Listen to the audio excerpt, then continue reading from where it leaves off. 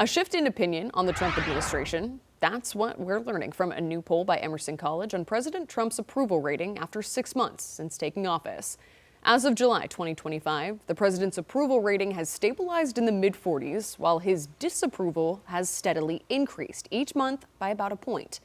Since the inauguration, it now stands at 47%, up from 41% in January. His approval rating, that has dropped from 49 to 46% since January. The president's approval rating is strongest among men at 53%, white voters at 52%, and voters over 70 at 53%. But Trump's approval is underwater among independent voters, now at 38%, women at 40%, Hispanics at 38%, and black voters at 25%. Researchers asked voters tracking questions on whether they approve or disapprove of President Trump's handling of key issues. Approval is highest on immigration, with the public split, and disapproval is highest on the economy and tariff policy. Joining us now is Dr. Michael Bitzer, political science professor at Catawba College. Dr. Bitzer, good morning. Thanks for joining us. My pleasure. What do you make so far of the latest report here on his approval numbers? It certainly fits a pattern of what we have seen in other national opinion polls, and particularly here in North Carolina, that the president basically is slipping into the mid-40s. This is very much kind of a norm across the board of all public opinion polling.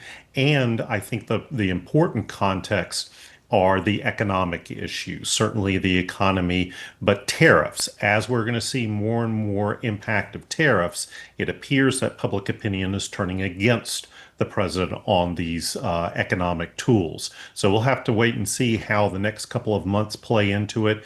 But if we're at a year from now in the middle of the midterm election cycle for 2026, and people are still sour on the economy, sour on the president, that will have real repercussions in November of 26, because typically what we know is the president's party does very poorly in midterm elections.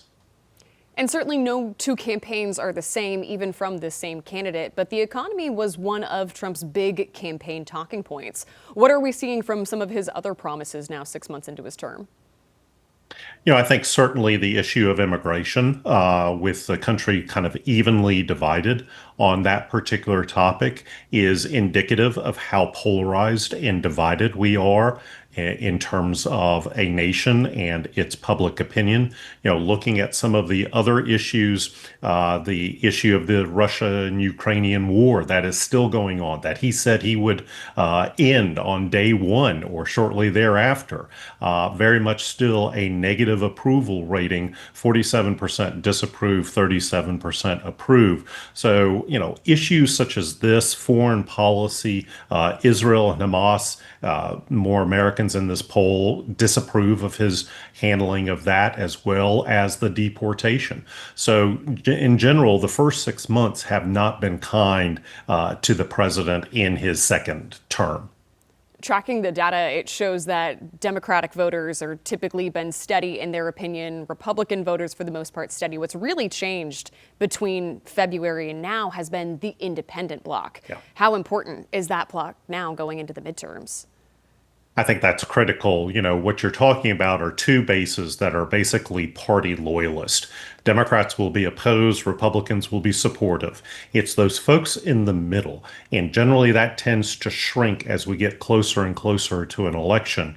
But they can swing the election one way or the other. Neither party has a pure majority. They have to get some independents onto their side at the ballot box. So I think if we are seeing independents move more and more against the president, and we will have to watch for Republican candidates and see what their performance is like, that's going to be indicative of what we could see come November of 26. One of the issues that does seem to be uniting voters of all different backgrounds is issues with the Epstein Files and the documents related to that investigation. What did the Emerson College poll here say about how big of a role the Jeffrey Epstein saga is playing in President Trump's approval rating?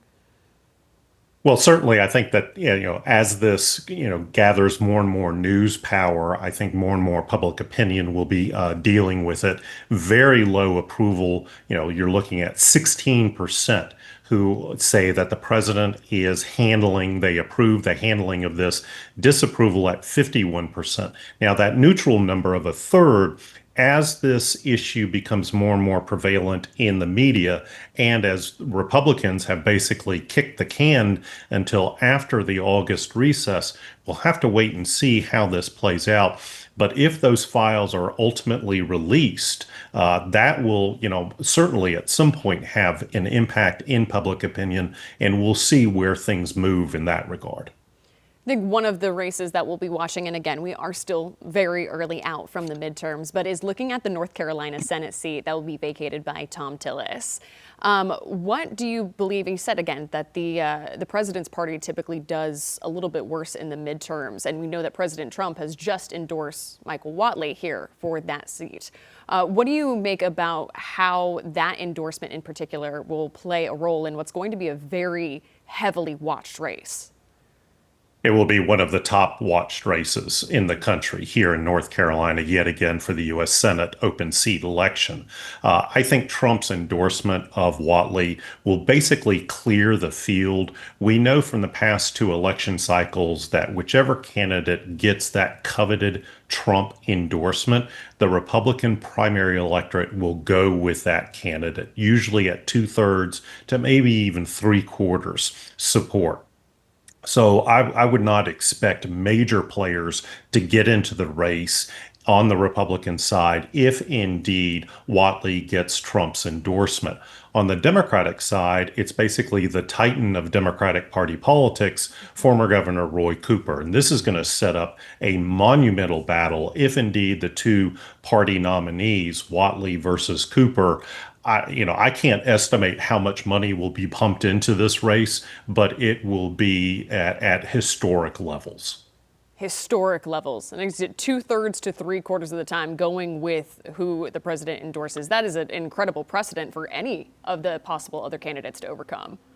Exactly. And it shows a real significant shift within the North Carolina Republican Party of being the Trump North Carolina Republican Party. Dr. Bitzer, thank you very much for your insight here. One more question here before we let you go.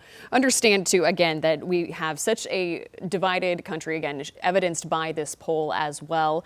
What do you see as far as how motivated people are to participate either in the midterms or looking ahead even to the 2028 election? I think right now we have to think about Americans and particularly North Carolinians as being in two groups. One group, they are highly engaged. They know everything that's going on in politics. There's another group that has life, that really deals with other issues, and politics is kind of a sideshow to them. They aren't as engaged necessarily in the news, in the processes, in all the political machinations going on. But I think as we get closer to an election, they tend to start to show interest and get engaged.